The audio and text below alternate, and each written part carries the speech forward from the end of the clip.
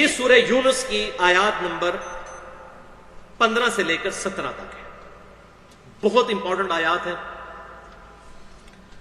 وَإِذَا تُتْلَى عَلَيْهِمْ آيَاتُنَا بَيِّنَاتٍ، اور جب کبھی بھی ان کافروں پر ہماری روشن آیات تلاوت کی جاتی ہیں، یہ بہت سخت الفاظ آ رہے ہیں، اس سے آپ کو پتہ چلے گا۔ یہ ہم اکثر لوگ کہتے ہیں یہ قرآن کا درس دینے والے لوگ سخت مزاج کیوں ہو جاتے ہیں، یہ اعتراض کافر بھی کرتے تھے، قرآن بھائی ہے ہی اتنا سخت۔ یہ تو صوفیاء نے دین پھیلا دیا نا کہ اللہ کی نافرمانی کرو، اللہ بہت بخشنے والا مہربان ہے۔ قرآن سے ذرا رحمت کی آیات اور غضب کی نکالے نا تو 99% جو ہے غضب کی آیات ہے، 1% رحمت کی ہے۔ یہ ٹھیک ہے کہ اس کی رحمت اس کے غضب پر بھاری ہے، لیکن اللہ تبارک و تعالیٰ اس حوالے سے لوگوں کو چھٹی نہیں دیتا کہ میری نافرمانی کرنی شروع کر دو۔ اور میں امام غزالی کی اس بات کو انڈورس کرتا ہوں جو انہوں نے کیمیاء سعادت میں لکھی کہ ایسے علماء جو اللہ کی رحمت کی آیات سنا سنا کر لوگوں کو دین پر عمل کرنے سے دور کر رہے ہیں، ایسے علماء واجب القتل ہیں۔ کیا تم لوگوں کو یہ بتانا چاہتے ہو، امام غزالی کہہ رہے ہیں کہ قرآن اور انبیاء کا جو سلسلہ ہے یہ سب ڈھکوسلا ہے، یہ قرآن کی دھمکیاں سب جھوٹ ہیں، اور تم رحمت کو صحیح سمجھ گئے ہو کہ لوگوں کو ہو کہ اللہ تعالیٰ بڑا غفور رحیم ہے، نبی صلی اللہ علیہ وسلم شفاعت کر لیں گے، تمہاری بخشش ہو جائے گی، جو مرضی کرو، جو کچھ بھی ہے تیرے محبوب کی امت سے ہیں، بے ایمان ہیں، حرام خور ہیں، بے نمازی ہیں، جو کچھ بھی ہے اللہ تیرے محبوب کی امت سے ہیں، اسی بندے کا پتر کو نہیں بننا، سانو اس طرح قبول کر لیں، ہم نے تو بندے کا پتر نہیں بننا، ہمیں اسی طریقے سے قبول کر لیں۔ اللہ، تو اب کافر دیکھیں ان کو بھی بات، اب یہ عربی لنگوسٹک تھی ان کو تو سمجھ آ رہی تھی کہ قرآن کتنے سخت مزاج میں بات کرتا ہے، 2 × 2 = 4، کوئی لگی لپٹی بات نہیں۔ جب ہماری آیات تلاوت کی جاتی ہیں کافروں پر تو کیا کہتے ہیں؟ قال الذين لا يرجون لقاء نأتي بقرآن غير هذا او بدل، تو وہ کافر جن کو یہ امید نہیں کہ ان کو مر کے ہماری بارگاہ میں پیش ہونا ہے، ہم سے ملاقات کرنی ہے، وہ کہتے ہیں اے نبی اس قرآن کو بدل دو، اس میں چینجنگ کرو، اٹ از ٹو اسٹرکٹ، بہت سخت فتوے ہیں اس کے قرآن کے اندر، اس کو بدل دو، یا کوئی اور کتاب لے اور ہم اس پر ایمان لے آئیں گے، اس کتاب کو بدلو، یہ بڑی سخت کتاب ہے، تو دھمکیوں پر مشتمل ہے، یہ نہیں کرو گے تو یہ ہو جائے گا، یہ قرآن بڑا سخت ہے، اے نبی اس کتاب کو بدل دو، اکتی بقرآن غیر ھذا، اس قرآن کے علاوہ کوئی اور قرآن لے آؤ، او بدل، یا اس کتاب کو بدل دو۔ اب آگے سے اللہ تعالیٰ کی طرف ذرا فتویٰ سنیں، قل ما یکون لی ان ابدلہ، اے محبوب صلی اللہ علیہ وسلم فرما دیجئے مجھے تو اس چیز کا اختیار نہیں ہے کہ میں اس کتاب کو بدل سکوں، من تلقاء نفسی، اپنی مرضی کے مطابق ڈھال دوں اسے، جو مولوی کرتے ہیں، قرآن کو بدلتے نہیں لیکن اس کا مفہوم بدل دیتے ہیں۔ ان اتبع الا ما یوحى الی، میں تو خود اس کی پیروی کرنے والا ہوں، میں خود اس چیز کا پابند ہوں جو اللہ نے میری طرف وحی کی۔ اور اگلی بات سنیں، یہ حضور صلی اللہ علیہ وسلم کو کہا جا رہا ہے آپ یہ کہیں، اعلان فرمائیں، قل کے ساتھ بات شروع ہے، انی اخاف ان عصیت ربی عذاب یوم عظیم، اور مجھے خود اس بات کا خوف لگا ہوا ہے کہ اگر میں محمد صلی اللہ علیہ وسلم بھی اللہ کی نافرمانی کروں تو بڑے دن کا عذاب مجھے بھی آ پکڑے گا۔ کتنے کہتے ہیں بزرگوں نے نمازاں معاف نہیں، وہ جی اللہ تک پہنچنے کے لیے نمازیں چاہیے، جو پہنچ چکے ہیں ان کو نمازوں کی کیا ضرورت ہے، اور ادھر نبی کے بارے میں کیا بات ہے۔ اور یہ آیت 3 دفعہ قرآن میں آئی ہے، یہ والی آیت، قل انی اخاف ان عصیت ربی عذاب یوم عظیم، یہ سورۃ الانعام میں آئی، سورہ یونس میں آئی، یہ ہم نے جو پڑھ رہے ہیں، اور سورہ الزمر کے اندر آئی۔ مجھے خود ڈر ہے اس بات کا کہ بڑے دن کا عذاب مجھے بھی آ پکڑے گا اگر میں نے اپنے رب کی نافرمانی کی۔ قل لو شاء اللہ ما تلوت علیکم، اے نبی فرما دیجئے اگر اللہ چاہتا تو میں کبھی بھی یہ کتاب تم پر تلاوت نہ کرتا، میں نے اپنی مرضی سے تو نہیں کیا، یہ اللہ نے میری طرف وحی کی، میری ڈیوٹی لگائی اور میں اس کو سر انجام دے رہا ہوں، اللہ تعالیٰ نے یہ تاج میرے سر پر پہنایا، میں اپنی مرضی سے تو نہیں یہ کر رہا۔ ولا ادراکم، اور نہ اللہ تعالیٰ تمہیں اس کتاب سے باخبر کرتا، اگر اللہ چاہتا تو ایسا نہ کرتا، اس کے بغیر بھی اللہ تعالیٰ قیامت والے دن پکڑ سکتا ہے۔ جو ہماری جبلت کے اندر اللہ تعالیٰ نے حق اور باطل کا مادہ رکھ دیا ہے، انبیاء کرام علیہ السلام کتابیں نہ بھی آئیں تب بھی ہم اکاؤنٹیبل ہیں اللہ کی بارگاہ میں۔ اور میں اکثر کہتا ہوں ہالی ووڈ کی فلم کے اینڈ پہ بھی سچ کی جیت دکھائی جاتی ہے اور جھوٹ کی شکست، ہماری انسٹنکٹ میں یہ چیز موجود ہے کہ سچ اچھا ہے، جھوٹ برا، کسی کو دھوکہ دینا برا ہے اور کسی کے ساتھ خیر خواہی کرنا اچھا. یہ ہماری جبلت میں ہے. کتابوں اور انبیاء کی تعلیمات کے بغیر بھی ہر انسان کو یہ بات پتا ہے. تو اللہ تعالیٰ چاہتا تو کتابوں کے بغیر بھی اکاؤنٹیبلٹی کر سکتا تھا. تو اے نبی فرما دیجئے اگر اللہ تعالیٰ نہ چاہتا میں کبھی یہ تلاوت بھی نہ کرتا اور نہ یہ تم کو آگاہ کیا جاتا ہے اس کتاب کے اوپر. یہ تو اللہ کی مرضی سے ہو رہا ہے. فَقَدْ لَبِثْتُ فِيكُمْ عُمُرًا مِّن قَبْلِي، تو اے کفار مکہ میں اپنی عمر کا ایک اچھا خاصا حصہ تم میں گزار چکا ہوں. افلا تعقلون، اب بھی تمہیں عقل نہیں آتی کہ 40 سال میری زندگی کے تم میں گزرے، کیا تم نے مجھے کبھی جھوٹ کہتے ہوئے سنا؟ میرے 40 سال کے کریکٹر کو اللہ نے تم سے منوایا، صادق اور امین تم نے مجھے کہا. میں نے ایک عمر کا حصہ تم میں گزارا ہے، تمہیں عقل نہیں آتی کہ میں جھوٹ بولنے والا نہیں؟ اور میری زندگی ایک کھلی کتاب ہے تمہارے سامنے کہ آج تک میں نے کسی شاعر کی شاعری نہیں کی، کسی فلاسفر کی شاگردگی اختیار نہیں کی. میں امیین میں پیدا ہوا ہوں. حتیٰ کہ اس کا کلائمیکس تو سورۃ العنکبوت کے اندر موجود ہے، آیت نمبر 48 میں، کہ اے محبوب صلی اللہ علیہ وسلم اس کتاب کے نزول سے پہلے نہ تو آپ کوئی چیز پڑھ سکتے تھے اور نہ اپنے دائیں ہاتھ سے لکھ سکتے تھے، ورنہ کافر کہتے ہیں کتاب آپ نے خود لکھ دی ہے. آپ امی تھے، یہ آپ کی خوبی تھی. ہمارا امی ہونا ہمارے لیے نٹوریس ہے، اور نبی کے نبوت کی دلیل یہ ہے کہ ایسا کلام لے کر آئے کہ بڑے بڑے شعراء نے اپنے کلام پھاڑ دیے. تو یہ اللہ کا کلام ہے. میں نے ایک عمر تم میں گزاری ہے، کیا تمہیں عقل نہیں آتی؟ فمن اظلم ممن افترى علی اللہ کذبا، تو اس سے بڑھ کر ظالم کون ہے؟ اس سے بڑھ کر ظالم کون ہے جو اللہ پر جھوٹ باندھ دے؟ کیا مطلب؟ جب تم مجھے صادق اور امین مانتے ہو تو سب سے بڑا مجرم میں ہوں گا اگر اللہ پر جھوٹ باندھ رہا ہوں. لیکن میں تو نہیں ہوں، تم خود بھی مانتے ہو کہ میں صادق اور امین ہوں. تو اب اگلا فتویٰ تم پر ہے. او کذب بآیاتی، یا اس سے بڑھ کر ظالم کون ہے کہ جو اللہ کی آیات کا انکار کرتا ہے؟ یعنی تم اے کفار مکہ، اصل ظالم تم. انہ لا یفلح المجرمون، بے شک وہ ایسے مجرمین کو فلاح نہیں دیتا، ایسے مجرمین فلاح پانے والے نہیں ہیں. والعیاذ باللہ تعالی. تو بھائیو، نبی اپنی پیدائش سے لے کر اعلان نبوت تک اللہ تعالیٰ کی خاص حفاظت میں ہوتا ہے. الحمدللہ. یہاں آپ صلی اللہ علیہ وسلم کی اس 40 سالہ زندگی کو دلیل نبوت کی بنائی گئی، یہ اس بات کا ثبوت ہے. اللہ.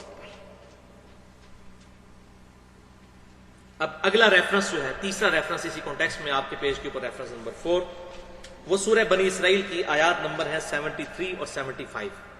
اب یہ اگلے دو ریفرنسز جو ہیں یہ بڑا کلائمیکس ہیں ان کے، یہ اس سے بھی سخت آیات آنے والی ہیں. لیکن ظاہر ہے قرآن کی ہے، میں نے خود نہیں لکھی. میں تو الحمدللہ یہ مقدمہ سمجھانے کی کوشش کر رہا ہوں. اب کئی لوگ کہیں گے جی کسی نے اس کو ٹاپک آج تک نہیں بنایا، تنوں کی تکلیف ہے. تو مجھے تکلیف یہ ہے کہ اللہ تبارک و تعالیٰ ذالک فضل اللہ یؤتی من یشاء، اللہ تعالیٰ جس کو چن لے، جس کے ذریعے دین کا کام لے. ہم بھی اس چیز کو تڑپتے تھے، تو ہم نے یہ آیات جب پڑھتے تھے تو ہمیں بڑا آتا تھا کہ کیا اس معاملے میں کیا اس کا کوئی آپٹیمل سولوشن ہونا چاہیے. تو الحمدللہ آج ڈسکس کر رہے ہیں. وَإِن كَادُوا، یہ سورہ بنی اسرائیل آیت نمبر 73 اور 75.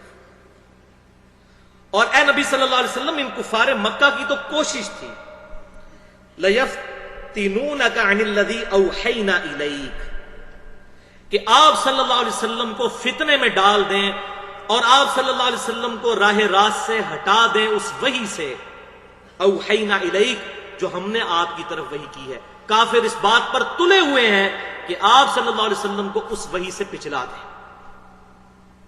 اور کیا چاہتے ہیں وہ؟ لِتَفْتَرِيَ عَلَيْنَا غَيْرًا، کہ آپ اپنی طرف سے کوئی بات بنا کر ہماری طرف منسوب کر دیں ان کافروں کو خوش کرنے کے لیے. جس طرح یہاں بھی علماء پبلک کو خوش کرنے کے لیے، جو حکومتی مولوی ہوتے ہیں وہ گورنمنٹوں کو خوش کرنے کے لیے قرآن پاک سے آیات لے کے ان کے مطلب بنا کے تو وہ خوش کرنا شروع کر دیتے ہیں. تو کافر یہ آپ سے ڈیمانڈ کر رہے ہیں. آپ تو اللہ کے پیغمبر ہیں، آپ کا تو کردار ہے وَإِنَّكَ لَعَلَىٰ خُلُقٍ عَظِيمٍ، اخلاق کے اعلیٰ ترین درجے پر ہے. تو آپ یہ چاہتے ہیں کہ کوئی ایسی بات آپ ہماری طرف منسوب کر دیں جو ان کو خوش کرنے والی ہے. وَإِذَا لَاتَّخَذُوكَ خَلِيلًا، اور اس کے بعد پھر وہ آپ کو اپنا دوست بنا لیں. جب آپ ان کی مرضی کی بات کر دیں تو آپ ان کے پھر خلیل بن جائیں. یہ چاہتے ہیں کہ آپ اپنی مرضی سے کوئی بات اللہ کی طرف منسوب کر دیں. ولولا ان ثبتناک لقد کدت ترکن، اور اے محبوب صلی اللہ علیہ وسلم اگر ہم آپ کو ثابت قدم نہ رکھتے، یہ وہ بات آ رہی ہے جو میں کہہ رہا ہوں کہ نبی کو اللہ تعالیٰ حفاظت کرتا ہے. لقد کدت ترکن الیہم شیئا قلیلا، تو لقد کدت ترکن الیہم شیئا قلیلا، تو ضرور ایسا ہو جاتا کہ آپ ان کی طرف تھوڑا سا جھک جاتے. بدنیتی کی وجہ سے نہیں، اپنی شفقت کی وجہ سے، جو آپ کے اندر ایک رحمت کا مادہ موجود ہے. قریب تھا کہ آپ ان کی طرف جھک جاتے، کمپرومائزنگ کی طرف آ جاتے، لیکن شیئن قلیلا، تھوڑا سا. اور اگر ایسا ہو جاتا اذا لأذقناک ضعف الحیات وضعف الممات، اگر ایسا ہوتا تو اے نبی ہم آپ کو اس دنیا کی زندگی میں بھی دگنا عذاب دیتے اور آخرت کی زندگی میں بھی دگنا عذاب دیتے. ثم لا تجدوا لك علینا نصیرا، اور اے نبی تم پھر ہمارے مقابلے میں کسی کو اپنا مددگار نہ پاتے. وَلِعَوْذُ بِاللَّهِ تَعَالَى اللہ اکبر کبیرہ والحمد للہ کثیرہ وسبحان اللہ بکرۃ واسیلہ. ہم لوگ کہاں سے اللہ کے لاڈلے بنے ہوئے ہیں اور لوگوں کو جنت کے ٹکٹ بانٹتے پھر رہے ہیں؟ ڈرنے کا موقع. اور اللہ کی قسم یہ آیات اس بات کی دلیل ہے کہ یہ نبی نے خود کلام نہیں لکھا. کوئی بھی رائٹر اپنے بارے میں اتنی سخت باتیں نہیں لکھ سکتا. آج غیر مسلموں کو جب ہم اس قرآن کے حق ہونے کی دلیل پیش کرتے ہیں، وہ کہتے ہیں جی ہم تو کاپی رائٹس کا مقدمہ کر دیتے محمد کے اوپر صلی اللہ علیہ وسلم اگر اس زمانے میں ہوتا کہ تورات اور انجیل سے آیات چوری کی ہے. حالانکہ یہ تو اس بات کا ثبوت ہے اس کا اوریجن وہی ہے جو تورات اور انجیل کا اوریجن ہے. اور ہمارے پاس آج ثبوت سوائے ان آیات کے اور کوئی آیات نہیں ہے کہ اگر یہ نبی نے خود گھڑا ہوتا معاذ اللہ کلام تو اپنے بارے میں ایسی سخت باتیں لکھی ہوتی. کون اپنی کتاب لکھتے ہوئے اپنے بارے میں اتنے فتوے لکھتا اپنے خلاف؟ یہ آیات اس بات کا ثبوت ہے. اور اگلی آیت تو اس کا کلائمیکس سورۃ الحاقہ آیت نمبر 43 سے لے کر 48. تنزیل من رب العالمین، یہ کتاب اتاری گئی ہے اس رب کی طرف سے جو سارے جہانوں کا رب ہے، پالنے والا ہے. وَلَوْ تَقَوَّلَ عَلَيْنَا بَعْضَ الْأَقَاوِيلِ، اور اگر یہ نبی صلی اللہ علیہ وسلم اپنی طرف سے کوئی بات گھڑ کر ہماری طرف منسوب کر دیتے، لَأَخَذْنَا مِنْهُ بِالْيَمِينِ، تو ہم اپنے دائیں ہاتھ سے ان کو پکڑتے، ثُمَّ لَقَطَعْنَا مِنْهُ الْوَتِينَ، اور ان کی شاہ کاٹ دیتے اگر یہ اپنی طرف سے کوئی بات ہماری طرف منسوخ کر دیتے جو ہم نے ان کی طرف وحی نہیں کی. اللہ اکبر کبیرہ والحمد للہ کثیرہ وسبحان اللہ بکرۃ واصیلا. فما منکم من احد عنہ حاجزین، تو پھر کون ہے تم میں سے کوئی ایک کہ جو ان کو ہم سے بچا سکتا اگر یہ ہماری طرف کوئی غلط بات منسوخ کر دیتے.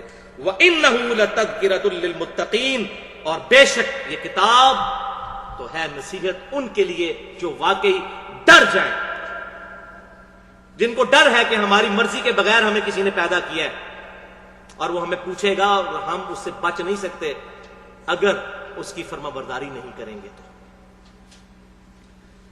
تو یہ بھائیوں آیات اس بات کا ثبوت ہے. لہذا یہاں پر ایک پوائنٹ بھی میں کلیئر کر دوں، غلام القادیانی کے جو فالورز ہیں انہوں نے اسی آیت کو دلیل بنایا کہ اگر غلام القادیانی نے وحی کا دعویٰ کیا تھا تو اللہ تعالیٰ اس کی اشارہ کاٹ دیتا نا اس قرآن کی آیت کے تحت، کیونکہ اللہ نے کہا کہ اگر کوئی ہماری طرف بات یہ نبی منسوخ کرتے تو ہم ان کی رگے جہاں کاٹ دیتے. تو یہ بات یاد رکھیں قرآن کے کانٹیکسٹ میں یہ اس شخص کے بارے میں ہے جس کو اللہ نے نبی بنایا ہو. جس کو نبی نہیں بنایا وہ جھوٹا، تو بخاری مسلم میں ہے کہ قیامت اس وقت تک قائم نہیں ہوگی جب تک کہ 30 جھوٹے دجال پیدا نہ ہوں. ہر ایک دعوی نبوت کرے گا، اور ایک تو آپ صلی اللہ علیہ وسلم کی مبارک زندگی میں ہوا اور آپ صلی اللہ علیہ وسلم نے صحابہ کرام کو اس کی پریڈکشن کی تھی کہ تم لوگ اس کے خلاف قتال کرو گے. وہ امت پر چھوڑا کہ جو جھوٹے دعوی نبوت کرے گا امت اس کے خلاف لڑے گی. یہ اس شخص کے بارے میں ہے جس کو اللہ نے نبی بنایا اور پھر وہ یہ کرے. لیکن ایسا نہیں ہوا، یہ بات سمجھانے کے لیے. اور یہ غصہ نہ سمجھیے گا نبی صلی اللہ علیہ وسلم پر ہے، یہ ان کافروں پر غصہ ہے کہ تم کہتے ہو اس نبی نے بنا لیا بنا لیا بنا لیا بنا لیا. یہ کبھی نہیں ایسا کر سکتے۔ جنہوں سی پنجابی کہنے نا آخنا تی نو تے سنانا نو، کہنا جو ہے وہ بیٹی کو اور سنوانا بہو کو۔ یہ غصہ سارا کافروں کے اوپر ہے، نبی صلی اللہ علیہ وسلم پر نہیں ہے یہ، اور یہ اللہ کا اسلوب ہے۔ سورہ الزخرف میں ہے ان کان للرحمن ولد فانا اول العابدین۔ اے محبوب صلی اللہ علیہ وسلم فرما دیجئے اگر بالفرض اللہ کا کوئی بیٹا ہوتا سب سے پہلے میں اس کی عبادت کرتا۔ اب یہ نہیں کہ اللہ کا کوئی بیٹا ہے، یہ سمجھانے کے لیے کرسچنز کہتے تھے عیسیٰ علیہ السلام اللہ کے بیٹے ہیں، مشرکین عرب کہتے تھے یہ فرشتے اللہ کی بیٹیاں ہیں، تو نبی صلی اللہ علیہ وسلم کی مبارک زبان سے کہلوایا گیا قل ان کان للرحمن ولد فانا اول العابدین۔ اے محبوب صلی اللہ علیہ وسلم آپ فرما دیجئے اگر بالفرض اللہ کا کوئی بیٹا ہوتا سب سے پہلے میں اس کو پوچھ رہا ہوتا، تو بیٹا کوئی نہیں ہے، یہ بات سمجھانے کے لیے۔ تو یہ بھائیوں آیات اس بات کی دلیل ہے کہ ہمارے محبوب صلی اللہ علیہ وسلم نے یہ کتاب خود نہیں لکھی، بلکہ اللہ تعالیٰ کا کلام من و عن اسی طریقے سے پہنچا دیا، چاہے اپنے بظاہر اپنے خلاف بھی باتیں موجود تھیں۔ لہذا ایک دفعہ درود شریف ہو جائے، اللہم صلی علی محمد وعلی آل محمد کما صلیت علی ابراہیم وعلی آل ابراہیم انک حمید مجید، اللہم بارک علی محمد وعلی آل محمد کما بارکت علی ابراہیم وعلی آل ابراہیم انک حمید مجید۔